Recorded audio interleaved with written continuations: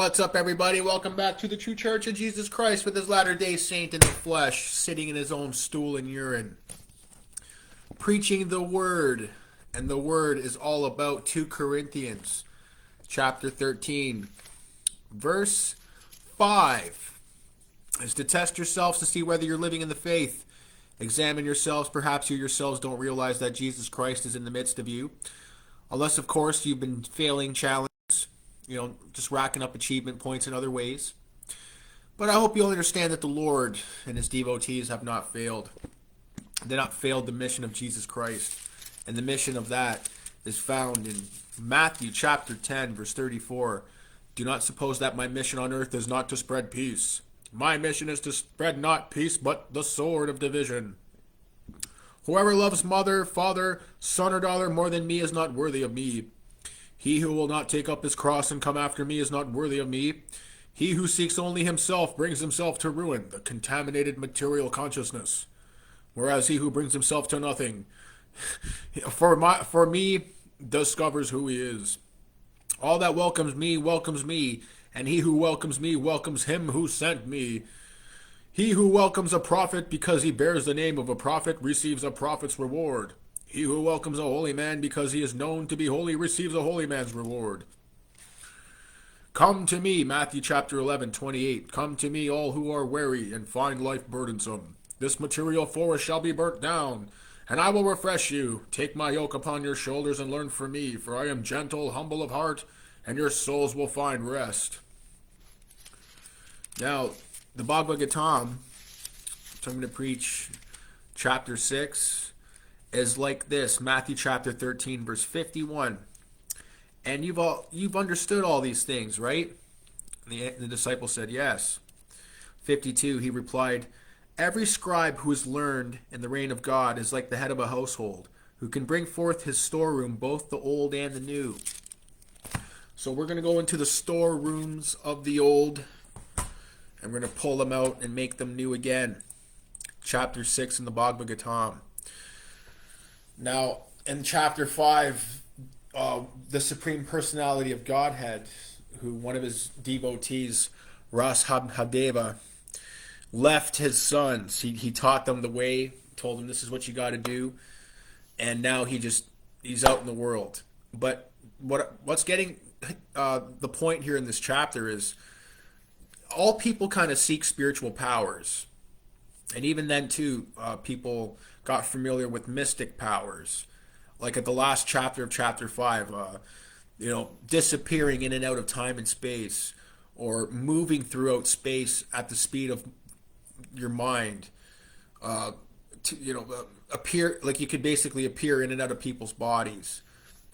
All of that was, I guess, known to people, but at the same time, when we are under this way of life, the devotional service to the Lord by prayer and by listening to the truth, the Lord has all the mystic power. He's the master of all mystic yoga and can exhibit all powers on behalf of his devotee. So that's what the Christ in his healing ministry, only the Father was doing those works. So that's basically what it was, is the Father performing those things on behalf of the Son of God, Jesus Christ. So that's how it works. You don't have powers. You don't have any powers. You have nothing but devotional service to the Lord. So basically what that means is, in life, you know how life works like a reverse role-playing game. In a good old game, you're slapped into a game and you're level 1 and you just got underwear and a stick. Well, life, it's the opposite. You acquire some gear, right? And then, like, you could be level 100 or whatever. It doesn't matter. But either way, on this path to devotional service, now what you're asked of to do is just basically live in prayer. So it's like basically stripping off your armor. Slowly you're going to lose your chest piece. Slowly you're going to lose your leggings. You're going to lose, and then when it comes down to the last thing you want to lose is your weapons, of course. So once you lose your weapons and you're back down to nothing but a stick in your underwear, that's basically what devotional service is at its purest form. And the Lord begins to exhibit all of his powers on behalf of the person living in their underwear. So that's basically what you have to do to yourself too, is come As the Master says, I was preaching here, come down to a state of nothing. Devotional service is more valuable than yogic mystic powers. Devotees who are sometimes misled aspire for liberation and mystic powers. The Supreme Lord gives these devotees whatever they desire, but they cannot attain the most important function of devotional service. Devotional service to the Lord is guaranteed for those who do not desire liberation and mystic power. So that's another thing too, is not gaining any powers. In the New Testament, he empowers you to become sons of God, children of light, which is this devotional service to the Lord. And the Lord exhibits his will upon his devotees. So text 1 of chapter 6. King Parikshit asked Shukdev Goswami, "My dear Lord, for those who are completely pure in heart, knowledge is attained by the practice of bhakti yoga, basically prayer and meditation, and attachment for fruitive activity is completely burned to ashes. For such people, the powers of mystic yoga automatically arise. They do not cause distress. Why then did Rasvadadeva neglect them?" Srila Sukdev Goswami replied, "My dear king, you've spoken correctly. However, after capturing animals, a cunning hunter does not put faith in them, for they might run away. Similarly, those who are advanced in spiritual life do not put faith in the mind." See, this is where you have to put faith in the Spirit of God, not in the faith of form. And mind's not necessarily tangible, but all things come out of the mind because of your 5 physical senses. And that arises out of form anyway, so we don't go to the mind anymore. That's basically what it's trying to tell us here on this path, is to rely on spirit. That's why the Master in Matthew chapter 6 tells us not to take thought.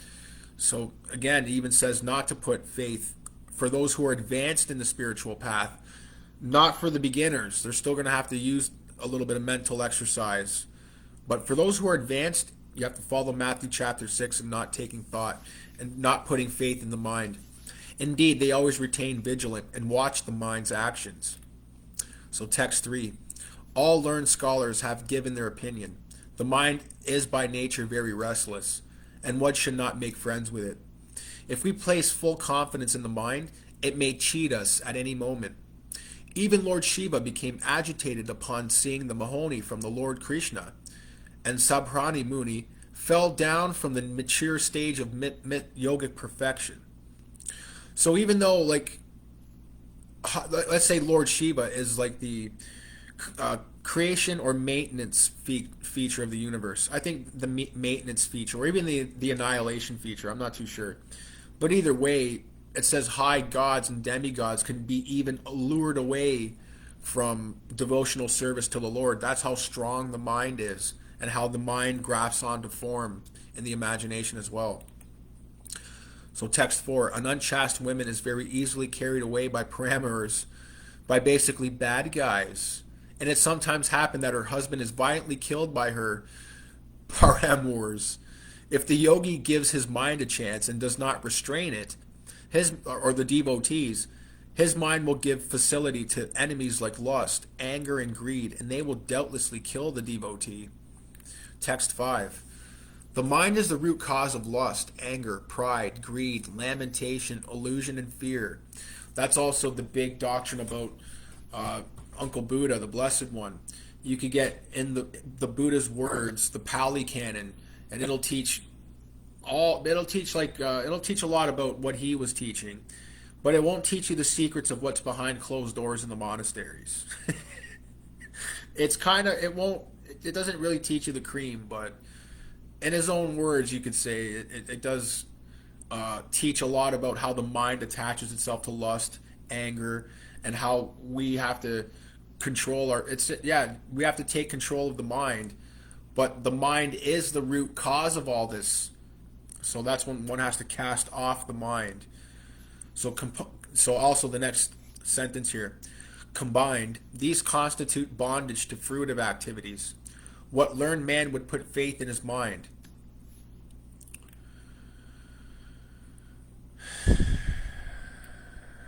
So the next step is to how to give up the subtle body, or that there's no chance that one will accept the material body again. Therefore, this person, Rashvadeva, was walking around with no material body.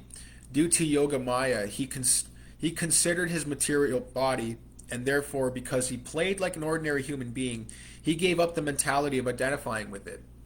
Following this principle, he began to wander all over the world. While traveling, he came to the province of Karnataka in South India and passed through Kanka, Venka, and Kutaka. He had no plan to travel this way, but he arrived near Kutakachela and entered a forest there. He placed stones within his mouth and began to wander through the forest, naked with his hair disheveled like a madman. Text 8. While he was wandering about, a wild forest fire began. This fire was caused by the friction of bamboos, which were being blown by the wind. In that fire, the entire forest near this city and the body of Lord Rashvadeva were burnt to ashes. Text 9. Shukdev Goswami continued speaking to Maharaj Parikshit. My dear king, the king of Kanka, Venka, and Kutaka, whose name was Arat, heard of the activities of Rashvadeva, and imitating Rashvadeva's principles, introduced a new system of religion. See, this is where guys took the principles and deviated a little bit from the principles. Because Lord Rashvadeva, he was basically in transcendental consciousness, and it appeared to him that they casted off the mortal body. See, now the Buddhist philosophy is all about just not being reborn in this world from birth and death, and not necessarily casting off that body, but that's the principle as well too. And you can't do it any way other than just devotional services to the Lord. So people are trying to extract ideas from what they see other devotees of the Lord are doing, and they don't realize that that's a cultivated state of consciousness. So guys that just, it's like going to the gym and watching the guy that's trained for like 10 years and thinking you're going to do the things that he does and adopt and imitate principles and introduce a new system of idea or philosophy, and just like in this case, a new religion. So this is the dark age now, taking advantage of Kali Yuga, the age of sinful activity. King Arhat began being bewildered, gave up the Vedic principles. See, he didn't understand. That's what it means, being bewildered. So he gave up the original concepts, the Vedic principles. So the other guy that was in the forest, this Rashvadeva, was like in transcendental consciousness for like 20 years, all of his life actually. And he was living out what the Spirit of God was doing in his life. So guys, take these things, and because the age of darkness, that's also what the Bhagavatam is telling us, that as the Indian age subsided, there is more of this dark age amongst humanity. And that's also what it gets to in Book 2 of Ezra, chapter 7, that God's planted that dark seed in Adam from his, well, it's from his disobedience, and that dark seed grew, and it's growing even darker age after age. That's also the sign of Jonah, when the master said, I won't give you any signs. What you're going to receive is the sign of Jonah. And at the end, it's when he's telling you about the one demon that leaves and 7 more come back. Well, that's what he said about this generation. It's just going to be more and more corrupt. And that's what it means by the Kali Yuga age that's talked about in the Bhagavatam as well.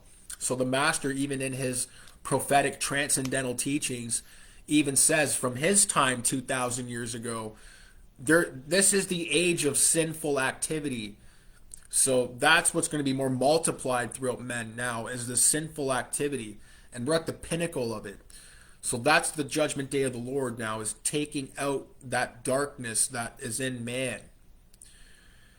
So people that don't understand this, like this other guy, his name is King Arhat, and he didn't understand, and he gave up the original principles, which is known as the Vedic principles.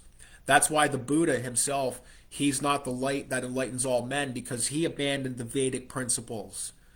The Vedic principles were given to devotees of the Spirit of God.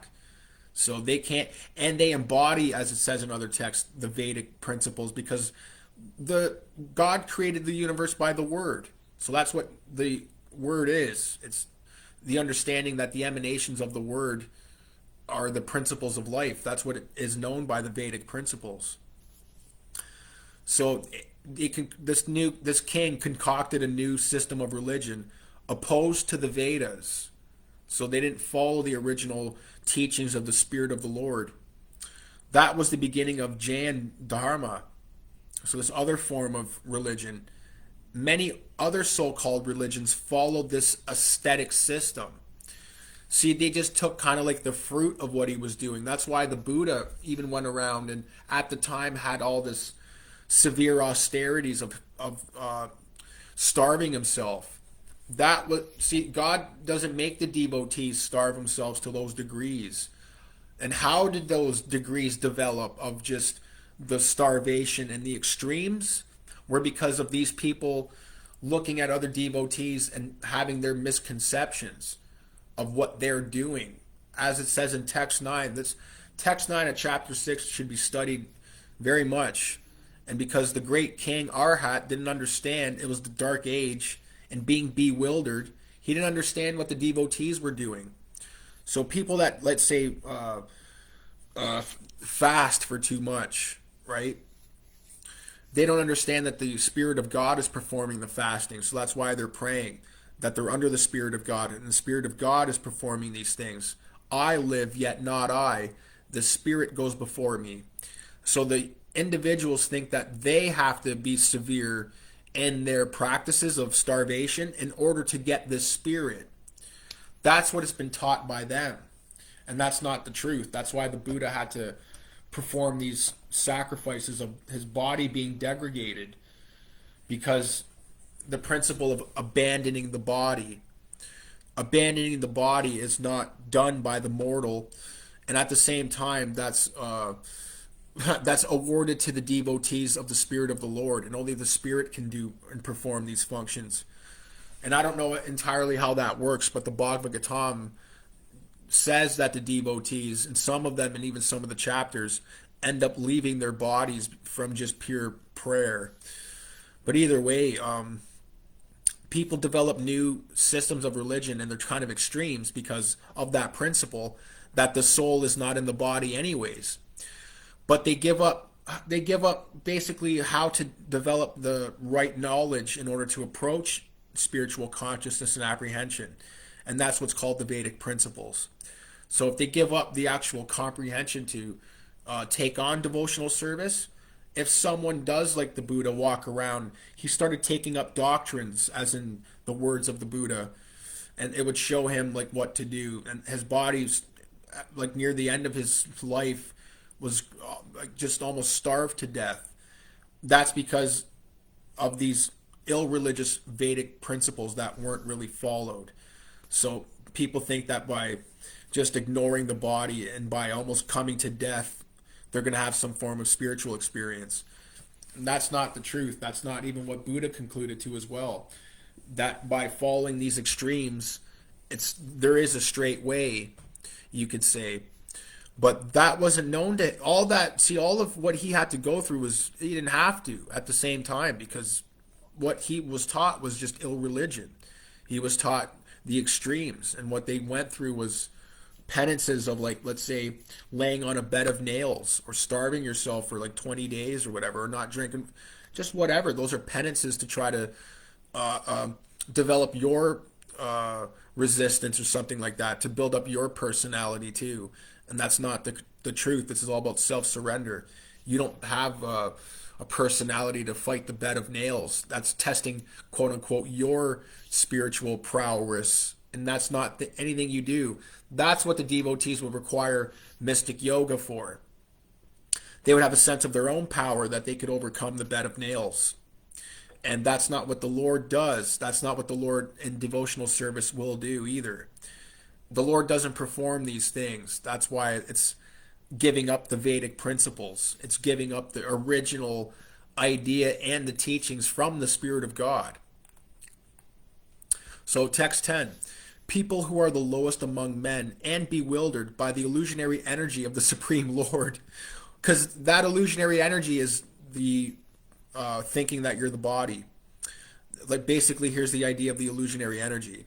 Every time you feel hungry, Well, the spirit is different from the body. So you have to understand that your spirit is also transcendental to this body, its concepts, its ideas, and its relations. So even you're hungry, right? Your spirit is transcendental. So that hunger is the illusionary energy of the Supreme Lord. Because you're still, it's hard to understand because that spirit as well is producing the hunger. It's one and the same. But at the same time, it's the illusionary energy of the flesh.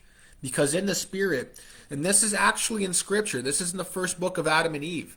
If you want an idea of like what would it be like in the Garden of Eden, Adam says that he was never tempted by like hunger. He was never tempted by thirst. So he never felt these things. It was just basically imagine like you're already satisfied by your hungers and your thirst, but that's your state of consciousness forever. You're not going to be bothered by the fleshly concept of body. So that's basically an idea through scripture of what the illusionary energies are, is this hunger and this thirst. It wasn't a part of man's original origin and relationship with God. That's why God is transcendental to these material creations and ideas. So people don't understand that. They get overcome by their hunger and by their thirst, by their anger, by what they think is their own feelings. So they abandon bathing 3 times a day and worshiping the Lord. Abandoning cleanliness and neglecting the Supreme Lord, they will accept nonsensical principles. Yeah, like Scientology. Not regularly bathing or washing their mouths regularly, they will always remain unclean and will pluck out their hairs. Following a concocted religion, they will flourish. During this age of Kali, people are more inclined to irreligious systems. Beautiful. Thank you for giving more of you an idea of the ill religion of this age because of that dark age of man that we're going right now. And people, like, that's why these dumb religions are, people believe in them. Like the cults in the 70s, like Jim Jones and all this crap, people killing themselves with the red Kool-Aid or the whatever purple drink. It's because of the dark age. People love or are inclined to ill religious systems. And why? That's because man is already fell from grace, and he's in this dark age as well too, in darkness. That's why this is the judgment day of the Lord, and this says that this is going to be the hardest times that have ever been known. So not only is man in a darkened age, but he's also in darkness. Consequently, these people will naturally deride Vedic authority, the followers of Vedic authority, the Brahmins, the Supreme Personality of Godhead, and his devotees. So they're not going to listen to Jesus Christ. That was the same thing too when he had his disciples, the Spirit of God, the Son of God, and his devotees, his disciples. When he went and preached the word to the Jews, they still stuck to the forefathers' tradition of Moses. So they're not going to listen to. That's why the people and the Jews held on to their system, because ill religion was their new religion. And they were following a concocted religion. They started worshiping idols. They started worshiping things from other nations. Text 11, it basically says this: the low-class people, due to their ignorance, gross ignorance, introduce a system of religion that deviates from the Vedic principles. Following their own mental concoctions, they automatically fall down into the darkest regions of existence. And not only in this world, but in the next. Now, text 12. In this age of Kali, people are overwhelmed by the modes of passion and ignorance. Now, this Lord Vasudeva incarnated himself to deliver them from the clutches of Maya. So that's also what you want to understand as well too in this dark age, that man, if you really want to understand man's darkness and corruption, Adam Curtis has the best documentaries. They're BBC, legit documentaries. They're not just some guy in his basement. It shows you real world events, real world clips, real world players of the game, everyone that was involved in manufacturing our modern society. And it's all from this dark age. Man is just a corrupt, passionate beast made out of ignorance. And it's because of this dark age. that's also taught in the Bhagavatam. So that's why Bhagavatam and the Spirit of God through the Son of God as well too is working its mysteries. And you could trust these scriptures as well too. But you have to be led to reading the scriptures as well. So yeah, the personality of God had descended as an incarnation, executed religious principles that could be free from the result of fruitive activity. So that's what we do too, is the Lord is the shepherd and we're the great sheep. So devotees always, this is text 17, devotees always bathe themselves in devotional service in order to be relieved from the various tribulations of material existence. So praying, hearing the correct letter of truth, reading, in order to be relieved from these various tribulations of material existence. That's being devoted to the Lord, a devotee. So by doing this, the devotee enjoys supreme bliss, and liberation personified comes to serve them. Nonetheless, and here's what I'm saying too about here are one or two or more are gathered in my name, there while I will be in the midst of them. That is liberation personified comes to serve. Nonetheless, they do not accept that service, even if it is offered by the Supreme Personality of Godhead himself. For the devotees, liberation is very unimportant because, having attained the Lord's transcendental loving service, they have attained everything desirable and have transcended all material desires. So that's also what we do here too, is the Spirit of the Lord will make you transcend these material desires that you might have as well. So text 18, Shukdev Goswami continued, my dear king, the Supreme Person, Mukunda, is actually the maintainer of all members of the Pandava and Yadu dynasties. He is your spiritual master, worshipful deity, friend, and the director of your activities. To say nothing of this, he sometimes serves your family as a messenger or servant. This means he worked just as ordinary servants do. Those engaged in getting the Lord's favor attain liberation from the Lord very easily, but he does not very easily give the opportunity to render direct service unto him. So he might give you liberation, but to actually serve or be a servant of God, it might be difficult to render direct service unto him. That's according to learned scholars. So let's see here. The Supreme Personality of Godhead, Lord Rashadeva, the guy that burned up in the fire, they're supreme persons because they've devoted themselves to the Supreme Person of God. So that's what Jesus Christ does in his New Testament. If we devote ourselves to him, he empowers us with the Son of God consciousness. That's why he was fully aware of his true identity, the great I am. Therefore, he was self-sufficient. He did not desire external gratification. There was no need for him to aspire for success, since he was complete in himself. Those who unnecessarily engage in bodily concepts and create an atmosphere of materialism are always ignorant of their real self-interest. Out of his causeless mercy, the Lord taught the self's real identity and the goal of life. We therefore offer our respectful obeisances unto the Lord, who had appeared as Lord Rashadeva. So as I was saying before, the Supreme Personality of Godhead, Lord Sri Krishna, again at the end of chapter 6, he appears as Lord Rashadeva. So all of these, like Shukdev Goswami, Lord King Parikshit, they're all incarnations of God. They're all incarnations of the Supreme Personality of Godhead. So that's the end of chapter 6, and we'll move on to Doctrines and Covenants. Thank you guys for tuning in, and take care until next time.